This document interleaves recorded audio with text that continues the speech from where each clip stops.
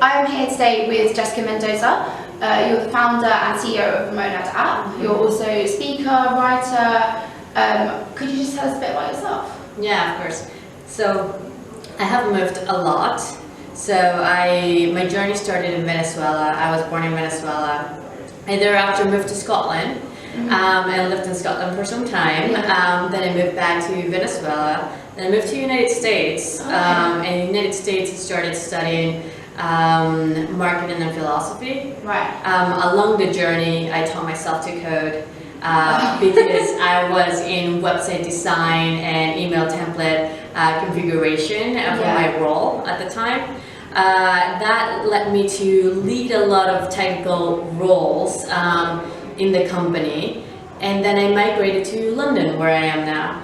So it's been like quite the journey. But since I've moved in different places, one of the things that I found the most frustrating, and also if you don't do it, like you may lose really important information, or things may not be going to the right place as a whole, or you may incur a lot of fees, and that's like changing your address. So that's why I started Monad. Ah, okay. Amazing. That's an inspiring story. I can't believe you taught yourself to code while doing all of that as well. So what was it like working at the intersection of marketing and technology in New York? So I lived in New York for quite some time. I lived in New York for 12 years, and I love New York. And one of the things that I was keen on doing is how can we help developers gain a voice with business, because my background started being more business, more marketing. And the more I got involved, I saw that some developers were not having their voice heard, or they were misunderstood. And sometimes it's because really they may lack some of the other skills that the business people have, and they're far more polished and they know how to like say the right words at the right time.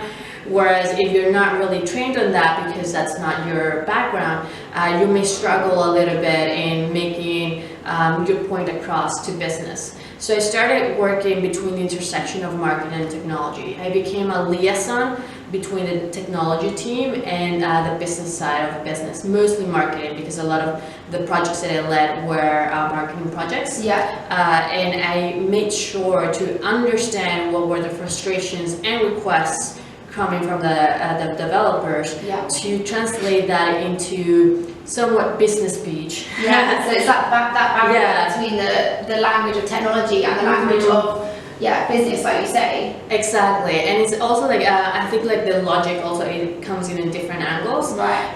Whereas I saw myself seeing like the logic how some of the developers would post it would be rather well structured and down to the nitty-gritty, but the business side, they were more thinking about the future ambition, and they were not really seeing the constraints that some of the developers were trying to bring up front. So I became this it was an interesting role. I became this intersection connection between the both. In between sort of that realistic, rational, what can happen and what we want to happen in the future. So it was really interesting, and I ever since I've been in that kind of like intersection of connecting both worlds together. Wow. And is there anything that you really struggled with during that time? Is there anything I don't know, maybe what was your sort of struggles there? I think like the main struggle that I had at the time is also for myself, as I became more of this classic translator in a way. It was being able to, for me, understand my own communication skills. So if I was not able to like speak up, then that would be frustrating as a whole for me too. So it was how can I best understand like both parties, and for me how can I best reiterate or send the message properly. So that was a struggle that I found at the time. And also because of my age at the time, I was fairly young, some people saw me as, like, what are you doing? You're creating like a different role for yourself, like, who are you? This isn't something we need. Yeah, exactly. Why are you creating a department of your own? But like I really found like that there was a clear need there. and that's the way that I move forward. Whereas at the beginning, there's always some reluctance. Yeah. Wow. Could you just tell us, like, obviously you touched on it earlier, a little bit more about the Monads app? Like, why? Obviously, you said why you initially designed it, but how exactly do you think it improves existing processes, and how is it being used to benefit people for good now or in the future? So Monad allows anyone at the moment in the United Kingdom to update their address in one place and connect it across their accounts.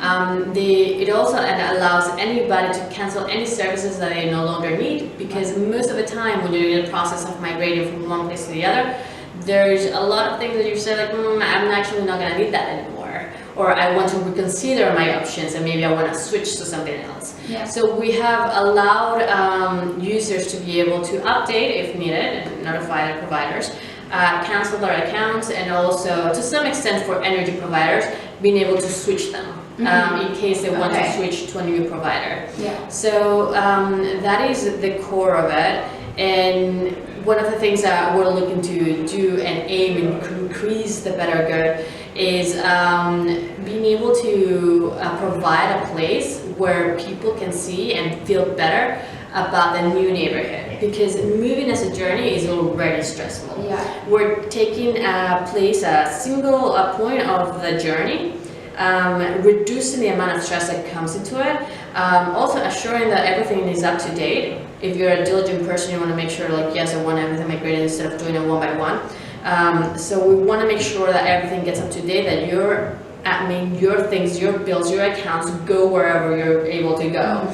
And by doing that, we're also reducing the amount of paper and also misdelivered mail items as a whole that a person may get into their last address because it weren't able to update it.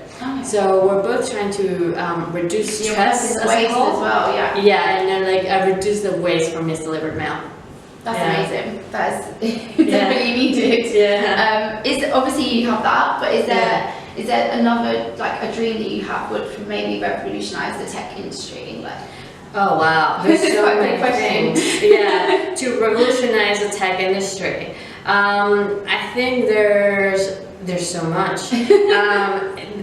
For us right now, we're looking to see how we can best use technology properly, so the businesses that we're doing business with are able to adapt to better technology, better standards, and in a way scale up their own digital systems. Right, okay. So it's about that accessibility for businesses to be able to get the new technology. Yeah, because a lot of, so we connect with a lot of businesses via API, but they are in all sort of ranges, particularly the more traditional businesses. They don't have the right systems in place, or don't know, or they have very outdated systems that it makes it a little bit more difficult for us to integrate to. Okay. So we're looking to make sure that everything that we do is meeting up like really good standards, and is also forward thinking in a way of like using the latest technology that we can. That makes sense. Yeah. So what are your thoughts on women in STEM industries, and what has been, you know, what's been your experience? Have you been treated differently to male colleagues, or is that something? Yeah, I think like I usually find myself being treated differently. Yeah, mostly I'm noticing that now that I'm a founder on the investment side of things. Okay. So whenever I am communicating and meeting with various investors, both ranging from angel investors to venture capitalists, to even private equity people, the majority of the people that I've met are men. Right. And I think there is a systemic problem happening where there is not enough women who can really empathize with, you know, the speaker, the person that is proposing something new. And what happens is that some of the questions that I get whenever I am speaking with some investors are more about what are you doing to to solve this, to fix them. You're gonna face too many challenges. And they're always posting the more negative angle on things instead of looking at the possibilities. So they're looking at kind of like providing like more of a reductionist type of thinking whenever they're interacting with me, instead of something that's like, oh wow, how amazing, look how far you've been, and I'm looking forward to see how much farther you can go. So I think it's very subtle, but there's definitely some challenges that I faced in the past there. And also, like when it comes to hiring, I found that it's there's a great scarcity of women that can be found via the regular mediums, like regular HR recruitment sites that we usually post on.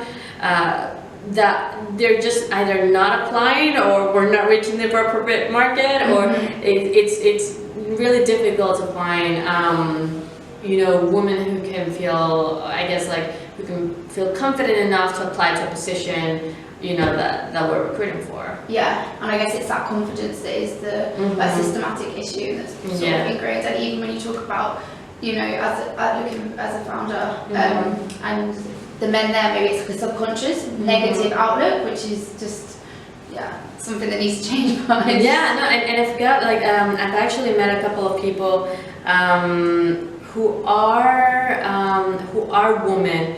And they love, when it comes to investments, they love the idea. They're like, oh my God, I'm so happy you're doing this, and I see everything where you're going. And then the moment that they pitch it to their male partner, the male partner says like, I see too many challenges, or I see, and it's understood that there's always, when you're starting a business, there's always going to be challenges. That's if you're not acknowledging challenges, then you're probably, shooting yourself in the foot. You're not really planning ahead too much.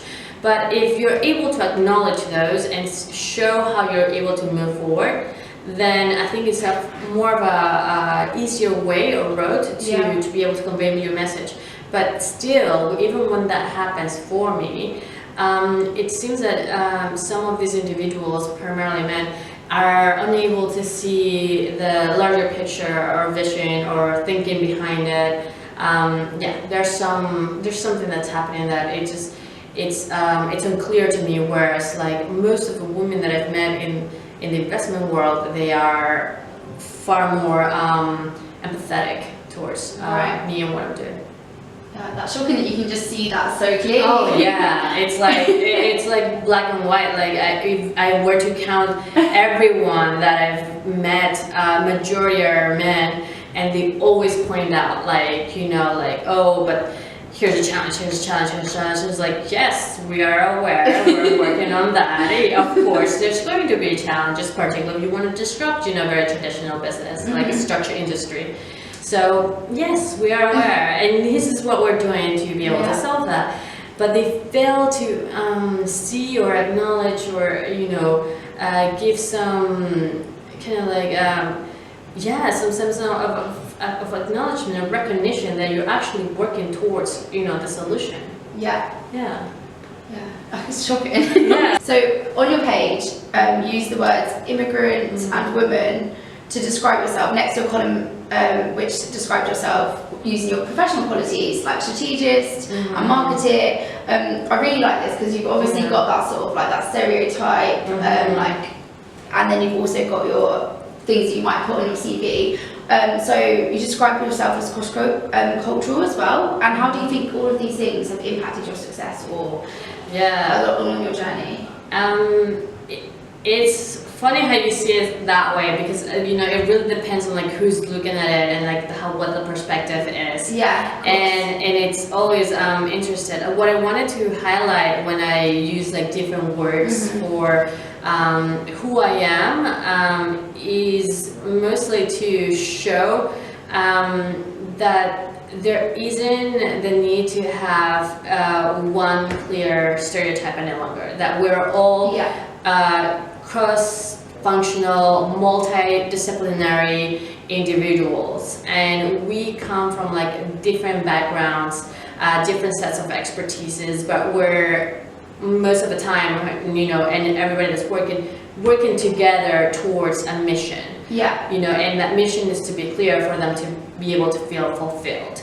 But their background and their expertise can come from all sort of different places, and sometimes that's the beauty of it. So it's the beauty of being able to bring to the table a perspective that had not been heard before, or it's something that that they can acknowledge from their own personal point of view and bring it to a business environment. Yeah. So I think like sometimes what happens is that people silo themselves into like, oh, here's my business life or my business way of being, and here's my personal way and personal way of being. And in reality, you're just one person. Yeah. Everything's like intertwined. Yeah. You know, you cannot be. You cannot say no. Yeah, it's like, actually, I'm not, you know, like, I'm not an immigrant and I am not, you know, like, you have to bring that into the forefront. Like, if you really want to be your full you, it's about acknowledging, like, hey, look at all of the things that have made me and have brought me to where I am today. Yeah. And look how I may apply to also my personality at work. It's not about being like, you know, only this and solely this and that's it. No, chances are you're gonna have some hobbies or some preferences, or your background may be very different than others, and you may have a very clear and different perspective. Yeah. So I think it's useful for people in the work environment to see that. Yeah, and recognize it. It's like, oh my God, that's amazing. You know, I hadn't heard that. Or like, can you tell me more about it? You know, and that's where like more discoveries happen. Yeah, no, and I think that's really inspiring. Like, I love that. I love the fact that you've got like this, but it's all your different elements of your person, and I just love that. I think that's so important. And often it isn't the case. Often you try to be, people might try to be, I'm this person at work. I don't want people to. I think as well with women it is hard because like obviously talking about this, you don't necessarily want to be judged as a woman, but then you are still a woman, and that does shape your experience, like you said. And it's a completely different experience. I mean, like the fact that you have to learn to stand up for yourself and for your identity and for who you are. And so much traditionally has come from like, you have to fit into this box. And this is the box that we believe on. And if you are any different than that box, then you're not gonna fit in, or you're not, you know, you're gonna stick out completely.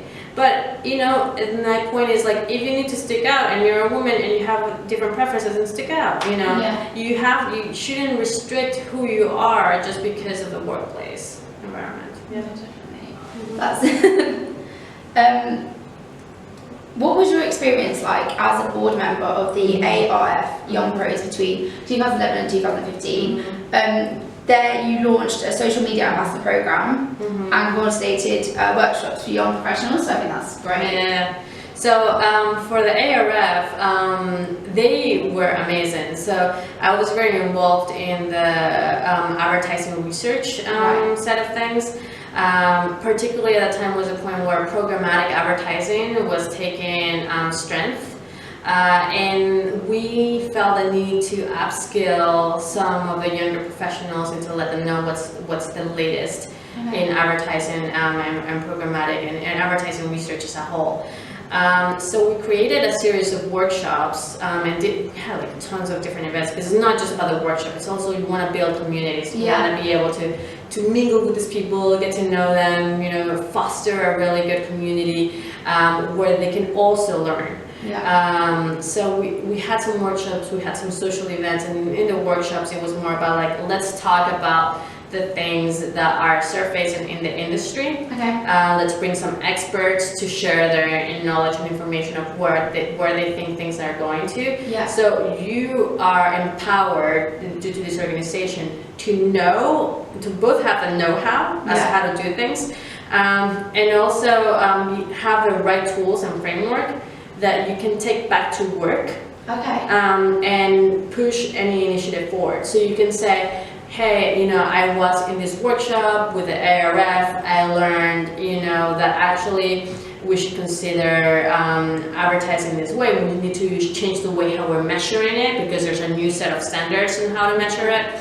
And I think we should work towards implementing that. So if you have like a clear idea, the base of something that you learn aside in an organization and bring it to work, then your bosses probably are gonna see like, oh my god, like, yeah, you're actually going out of your way and like learning new things and like telling us where we need to be headed. That's really good, you know. Yeah. And this is coming also from like a credible organization, and most of like the people who I work with range from like people who worked at Google and Sony and Nielsen and all sort of different people, but we're working together to help young professionals grow their skills in the field.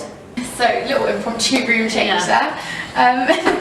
So yeah, I was just saying that obviously beginning this YouTube series is sort of all about that community aspect, and I think having chats with women working in tech will just hopefully enable that, and I think that's something that like a lot of companies are looking to do.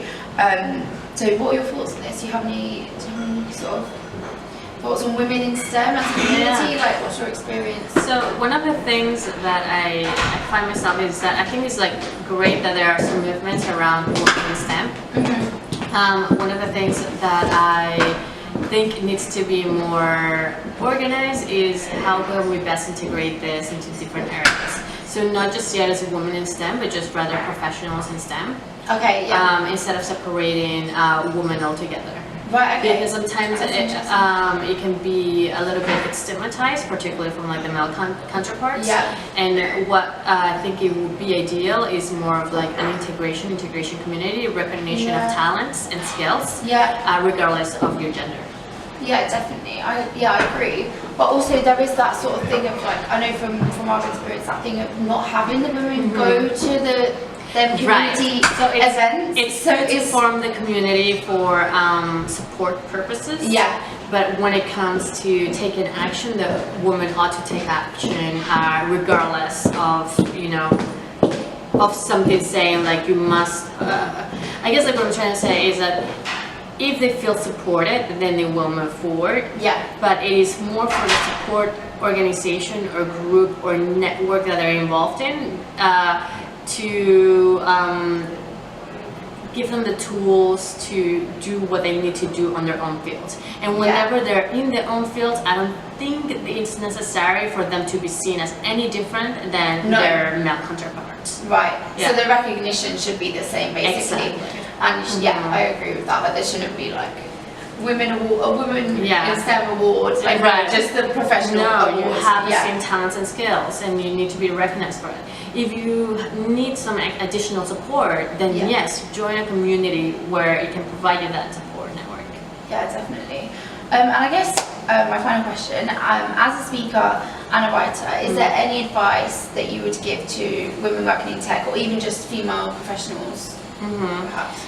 I would say speak up. So like be able to say some of the things that like you want to say with confidence, and if you don't have the confidence or don't know how, sometimes you don't know how, and you can get caught up in your brain so much, it's like, well, should I do this, should I do that, and there's so much like anxiety that comes in. It's like, oh, I'm worried that I'm gonna be seen as X, you know, or I'm gonna go against the grain, so it feels awkward. There's always gonna be something that's gonna push you back.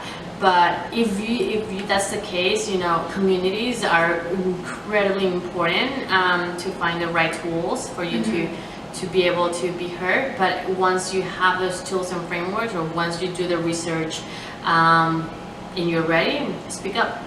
Yeah. Great advice. Yeah. Okay, thank you so much for talking to us today. Thank you.